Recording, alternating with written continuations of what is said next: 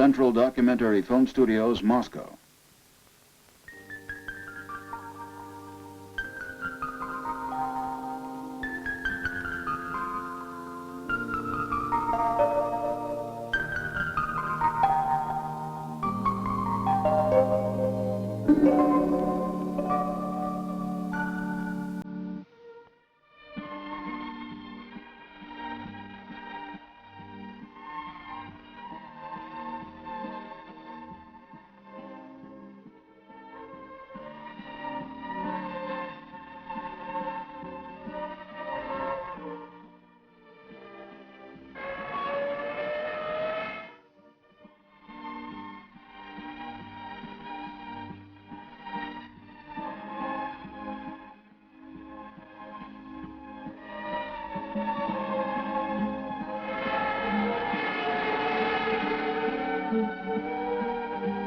Our planet, the Earth, belongs to everyone.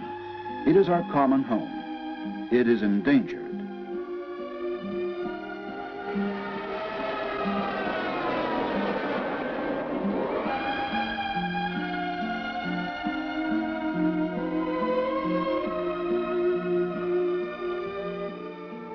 Save our planet, the Earth.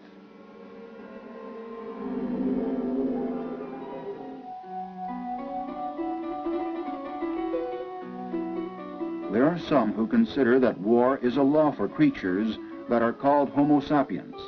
To confirm this, they refer to the figures of the Swiss scholar Jean-Jacques Bebel, who counted that in the world there had been almost 15,000 wars, which took a toll of 4 billion human lives.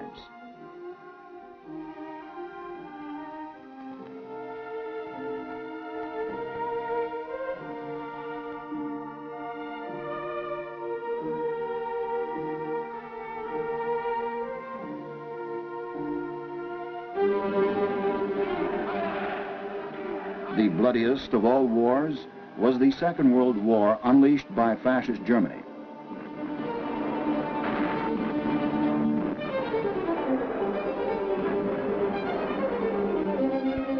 The Nazis overran half of Europe and captured Paris. In an effort to conquer the world, Hitler decided to turn the whole planet into a concentration camp.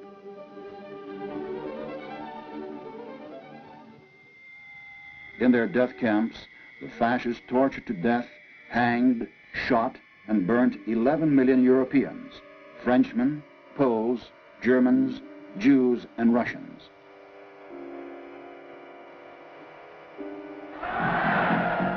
Hitler vowed that he would enslave the Soviet Union just as swiftly as he did the countries of Europe.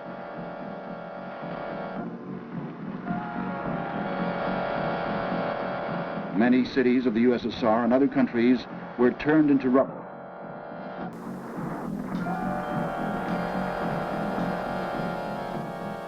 However, the Second World War returned to where it started from. The invincible Hitlerite army was defeated. Fascist Germany capitulated. The outcome of the Second World War was predetermined.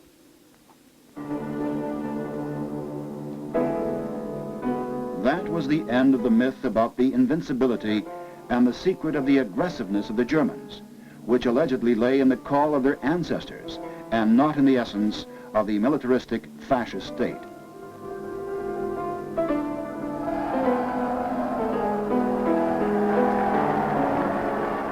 That was a victory won by the allies of the anti-Hitler coalition, the USSR, the United States, Great Britain, France, all of progressive humanity. It vividly demonstrated and proved that effective political and military cooperation between states with different social systems was possible. People had to pay a very high price for that victory. 55 million dead, 100 million cripples and invalids.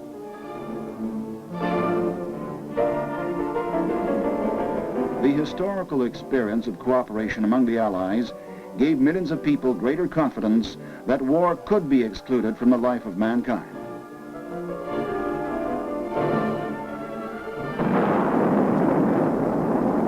And then Hiroshima. That was a horrible atomic nightmare. In a flash of a second, almost 250,000 Japanese disappeared. Even today, thousands of people die every year from the consequences of that monstrous explosion.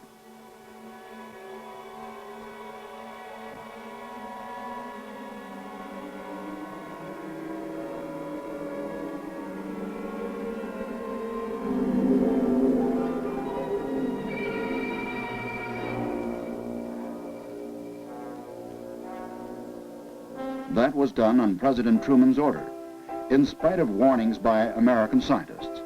Truman had counted on using the atom bomb to create an American-styled world.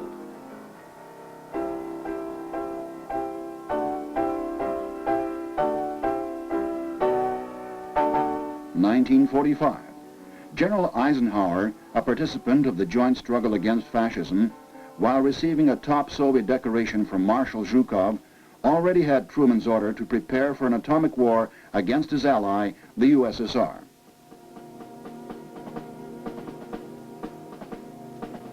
Historians say that after 1945, there were approximately 150 wars in the world.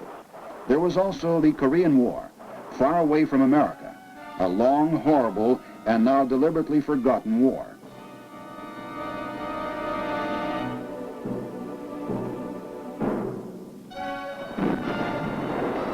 There was also another horrible, the longest and most disgraceful, or as the Americans themselves called it, the Dirty War.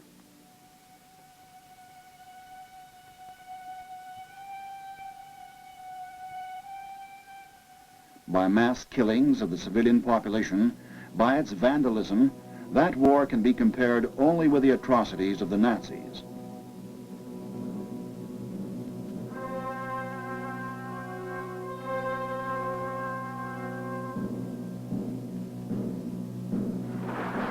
There were even some in America who suggested using the atom bomb to bring back Vietnam to the Stone Age.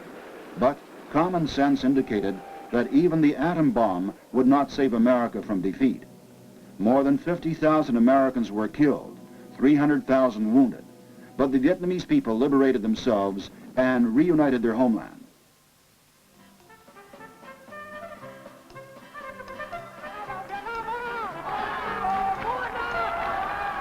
Once again, this confirmed that the political geography of our planet is made by all peoples, big, medium, and small, and not by one, even the biggest of powers.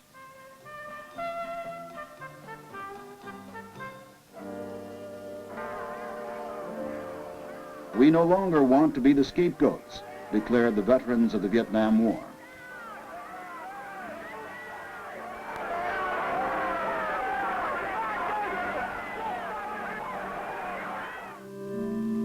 The first president of the United States, George Washington, who proclaimed America's independence back in the 18th century, warned that a country which every day cultivates hatred toward another becomes the slave of its own hostility.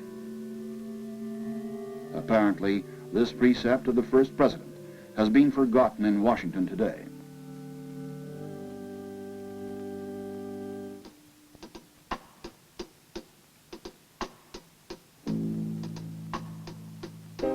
Even today, America remains a smoldering racial volcano.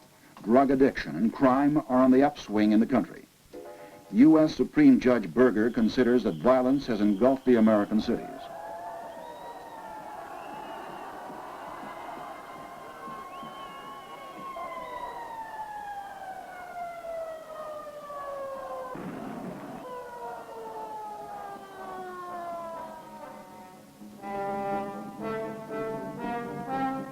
In 1981 alone, 24,000 murders were committed in America. No one here is safe from bullets. Blacks, whites, the president or presidential nominees like the Kennedy brothers.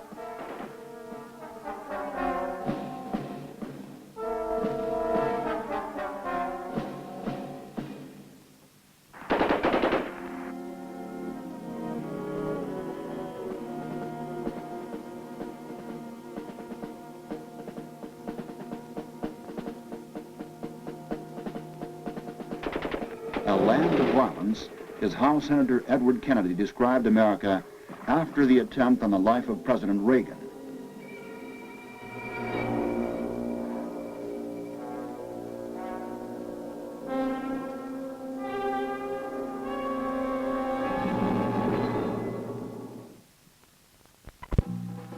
Washington exports violence to other countries. Resurrecting Pax Americana, it is scaring its allies with an alleged Soviet military threat. But let us take a look at who is threatening whom. There is a dangerous network of U.S. war bases engirdling the USSR. NATO's nuclear missiles are aimed at 2,500 cities and targets in the socialist countries. Military maneuvers are held close to their borders.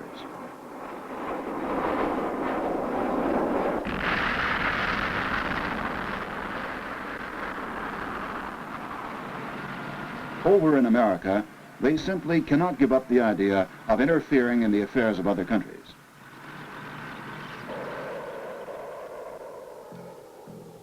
The United States has still not evacuated its war base in Cuba. It is waging a Cold War against Havana. The real objectives of Washington's policy were disclosed by the U.S. Navy Secretary John Lemon, who remarked that the Soviets must be turned into an isolated island so that the Americans could rule the world.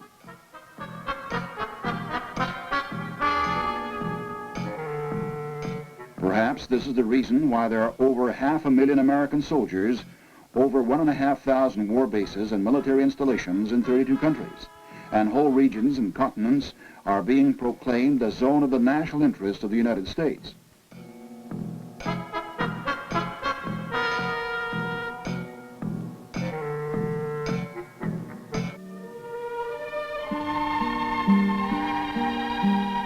Europe is considered to be the cradle of civilization. In the language of military strategists, today it is called a theater of military operations, and actually it is overstuffed with rockets and nuclear weapons.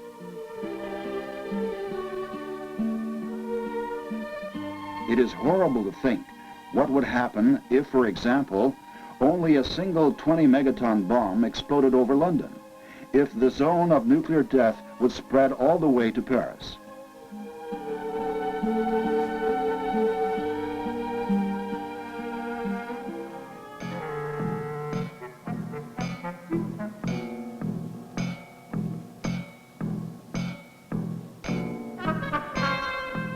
In these conditions, new offensive weapons with pinpoint precision are being offered to Europe. The Pershing II and cruise missile, whose nuclear wallop is 15 times more powerful than the Hiroshima bomb.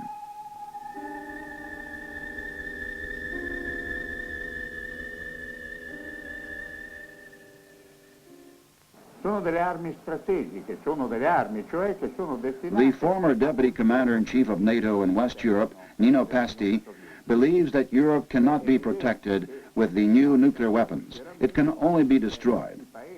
Europei che accettano queste armi nuove, molto pericolose, diventerebbero obiettivi prioritari in caso di un conflitto nucleare. This opinion is shared also by many retired NATO generals, who point out that the Pentagon wants to deflect a retaliatory strike from the United States by waging a limited nuclear war in Europe. Today it is no longer a secret that to the 600 new Trojan missile horses, the Pentagon intends to attach neutron horseshoes, miniature hydrogen bombs.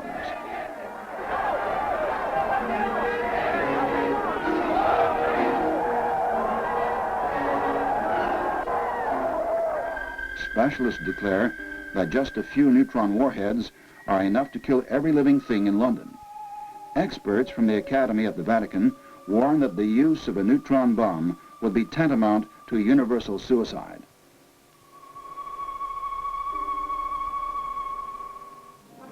Pope Paul VI said that humankind is unique and that it wants to live in peace. Yet today there is still no peace on many continents.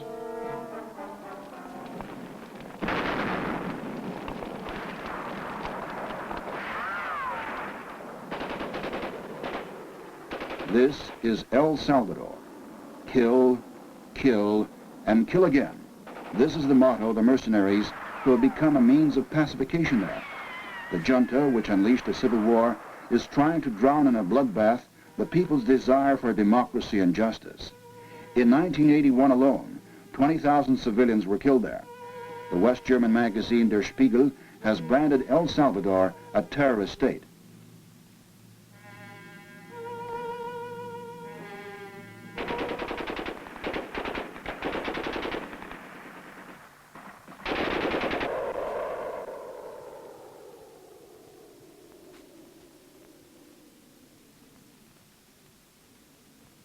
Unfortunately, such danger spots have spread to other parts of the globe, multiplying the number of victims among the civilian population.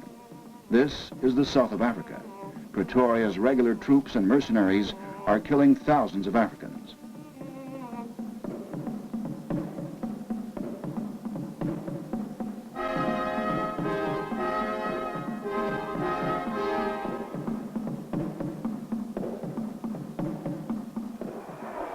The Washington Post warns that arms deliveries represent a well-trodden path in politics. Remember Iran. The Shah purchased more arms than anyone, and he used these arms for putting to death 300,000 Iranians.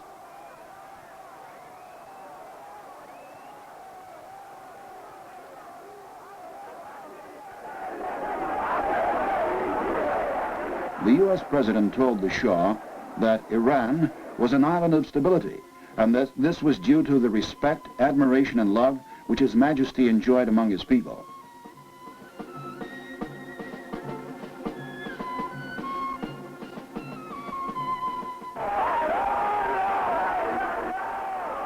But soon the Shah was compelled to flee from the respect, admiration, and love of his people.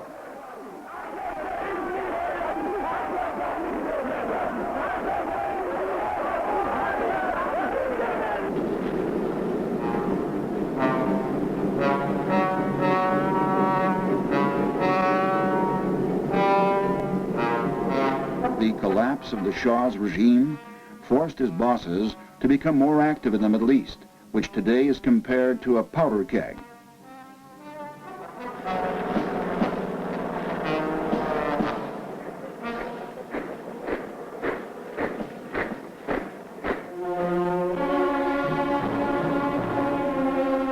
Camp David has long been dead, said the French Minister of External Relations, Claude Chesson. It did not bring the desired peace. The Palestinians are being mercilessly annihilated. Explosions can be heard endlessly in Lebanon. And what about the sneak attack on the Atomic Research Center in Iraq?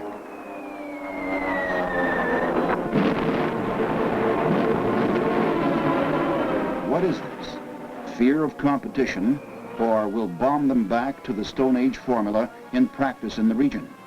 But this is sheer madness. The flames of war can engulf the whole Middle East, where thousands upon thousands of innocent children are being killed today.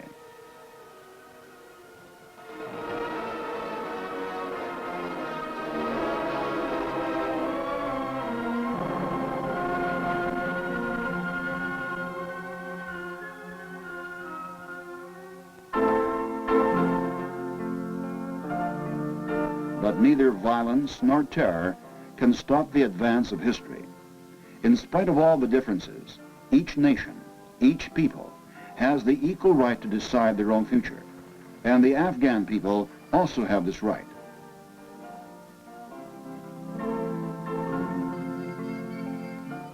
But there are those who try to intimidate them, to force them to relinquish their rights. But the social system in each country is chosen by its people, and not by Washington or other capitals.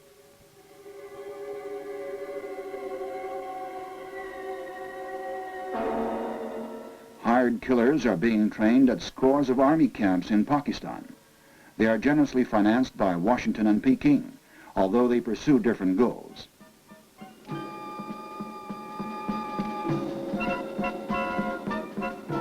China is where Chinese live, declared Mao. The true essence of the statement was revealed by the former Chinese defense minister who said, we shall by all means build large warships and will be prepared to land in Japan, on the Philippines, and in San Francisco.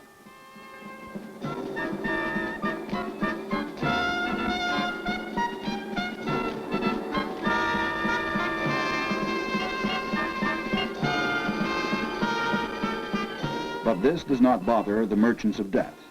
Spurred on by the militaristic circles of big business, they are offering Peking a new list of the latest offensive weapons.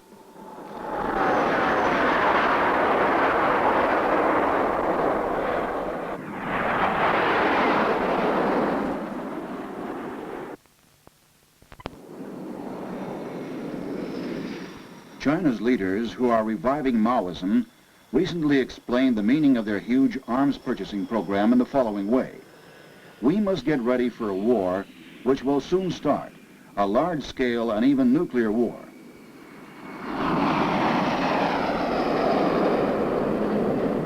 Peking has conducted 25 nuclear weapons tests.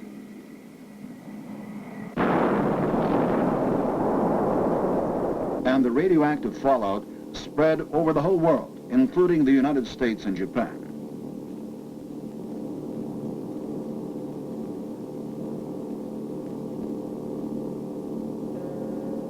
Does everyone in Japan still remember Hiroshima? Unfortunately, otherwise there would be not so many violations of the Constitution, which stipulates that Japan must not produce or deploy nuclear weapons in the country.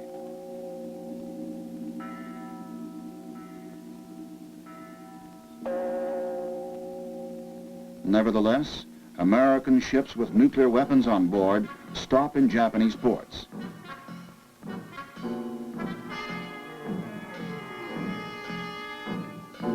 Deadly bombs are stored at American war bases in Japan. Violations of the Constitution have triggered a storm of protest among the generation born after Hiroshima. But it looks like the land of the rising sun is also being involved in the arms race.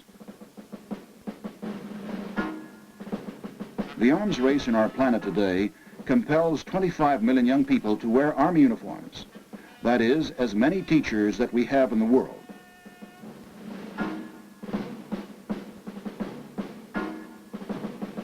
The amount of stockpiles of weapons are on the verge of absurdity. If the entire nuclear arsenal was to be used, every living thing in the world would be killed 30 times over. But even contrary to reason, new types and generations of lethal weapons are being produced.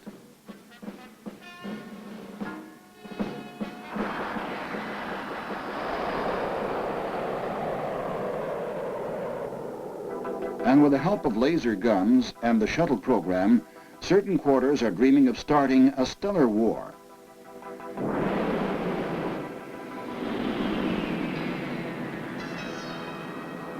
Naturally, the question arises, who is generating this monstrous demonstration of madness, as Willy Brandt noted?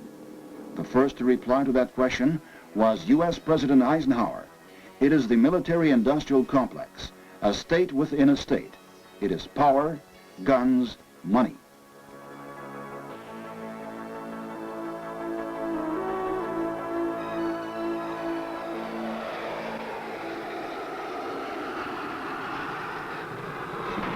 Certain monopolies make from 100 to 2,000% profit.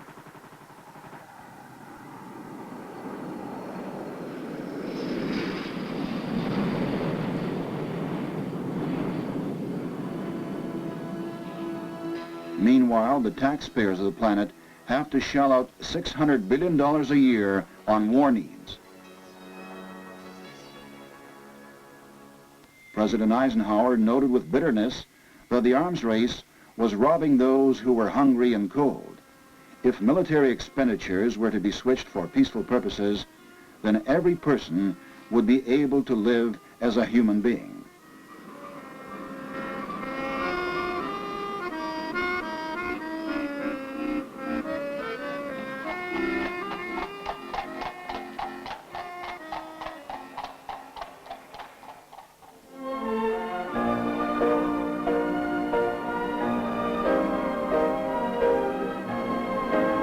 and the USSR is directing its efforts precisely towards this goal.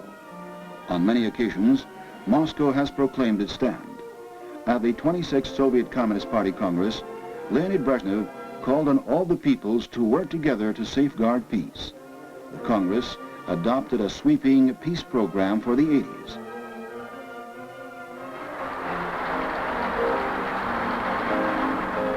Moscow has steadfastly been calling for the repudiation of all types of weapons on a mutual basis, for a radical elimination of existing conflicts in various parts of the planet, for an expansion of confidence-building measures.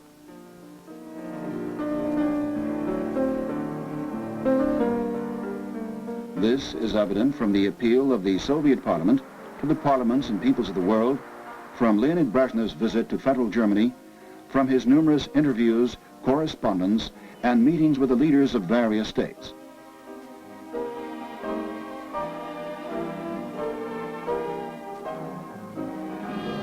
The Soviet people are well aware of the meaning of war. We have not forgotten the 20 million Soviet people who gave their lives in the fight against fascism. We have faith in the wisdom of man, that it is possible to exclude wars from the life of peoples.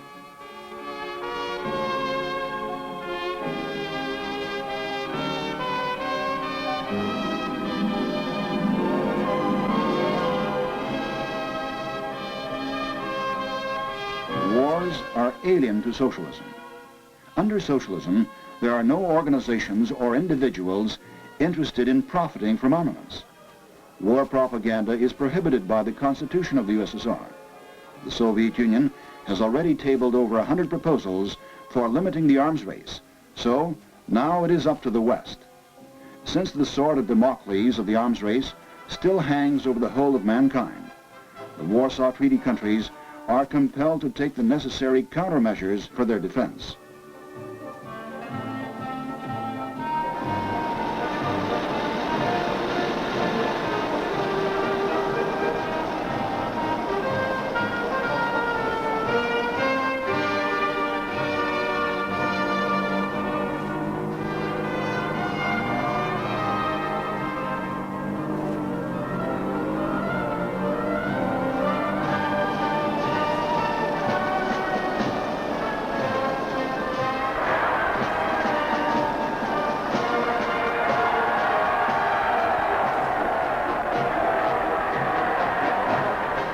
This Gordian knot cannot be cut in one blow today, but it is possible to untie it.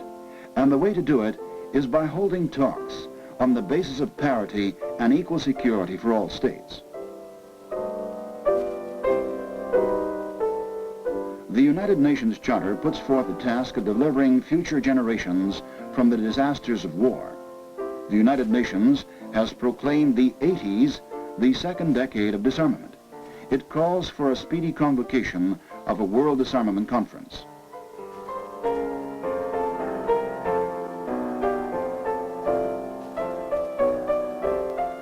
This proposal is supported by communists and socialists, liberals and Catholics, by all honest people. The Pope has warned that there will be no victors in a nuclear war. Peace does not come about by itself, says painter Renato Cotuzzo. Each and every person must work for it. When it is a question of whether mankind will survive, said Willy Brandt, great willpower is needed in order to change the course of events.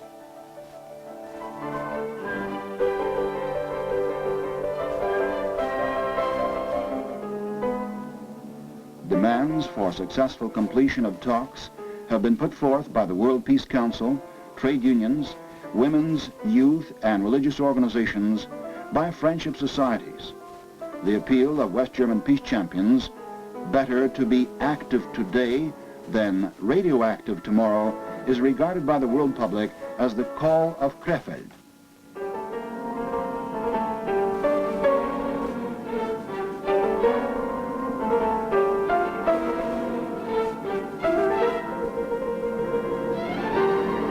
Millions of people in Europe, the United States, Japan, risking their jobs and even lives, march in the streets declaring, "No to nuclear death, no rockets, no neutron bomb."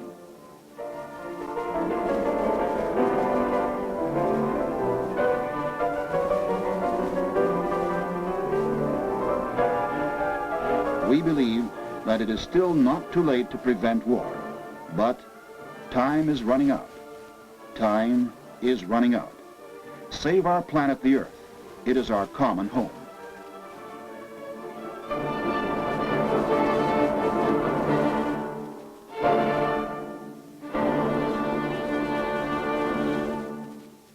Script, Raphael Sakov. Direction, Nina Solovyova. Photography, Sergei Kuzminsky and Gennady Myakishev. Commissioned by the Union of Soviet Societies for Friendship and Cultural Relations with Foreign Countries.